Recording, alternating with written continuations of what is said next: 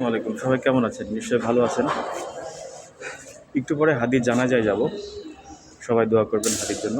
আমিও যাব, যদিও আমি এখন ডিউটিতে আছি।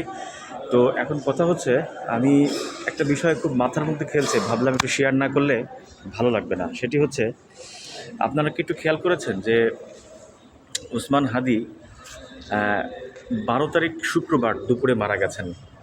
তিনি কিন্তু আল্লাহ চাইলে তিনি যেভাবে ইনজুর হয়েছেন, মাথার গুলি একদিক দিয়ে প্রবেশ করে আরেক দিক দিয়ে বের হয়ে গেছেন, মহান আল্লাহ যদি চাইতেন তিনি তখনই স্পট ডেট হয়ে যেতেন, কিন্তু সেটা হয় নাই। আমি একটু গভীরভাবে চিন্তা করলাম যে স্পট ডেটটা হলো না। আল্লাহ 7টা দিন অপেক্ষা করলেন, ঠিক পরের শুক্রবারে আল্লাহ তাকে নিয়ে নিলেন তার কাছে করে। কিন্তু এই 7 দিনে কী ঘটলো? এই 7 দিনে কী ঘটলো একটু চিন্তা করছেন? এই 7 দিনে ঘটছে, বাংলাদেশে একটা রেভলিউশন তৈরি হয়ে গেছে।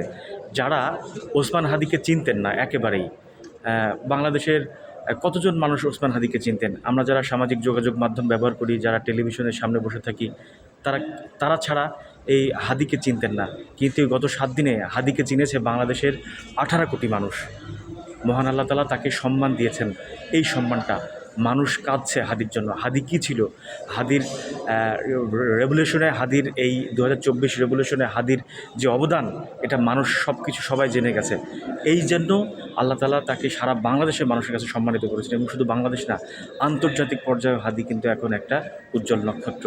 হ্যাঁ, হাদি মারা গেছেন, হাদি কিন্তু নেই, কিন্তু তারপরেও আমরা সবাই জানি যে হাদির অবদান কী আছে, কী ছিল এই অল্প কয়েকদিন জীবনের মধ্যে।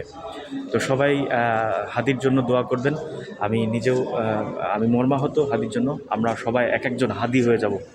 বাংলাদেশটা আমার। আমরা পাকিস্তানকেও বাংলাদেশের তাবেদারি করতে দেব না, বা পাকিস্তানকে বাংলাদেশের তাবেদারি রাষ্ট্র হতে দেব না, হিন্দুস্তানকেও হতে দেব না। বাংলাদেশ শুধু বাংলাদেশই থাকবে।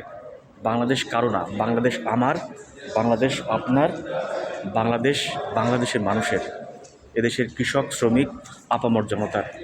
আমিও হাদির মতো জীবন দিতে চাই। হ্যাঁ, জীবনটা হবে সম্মানের, দেশের জন্য, ধর্মের জন্য। সবাই দোয়া করবেন হাদির জন্য। ভালো থাকবেন, সুস্থ থাকবেন। আসসালামু আলাইকুম।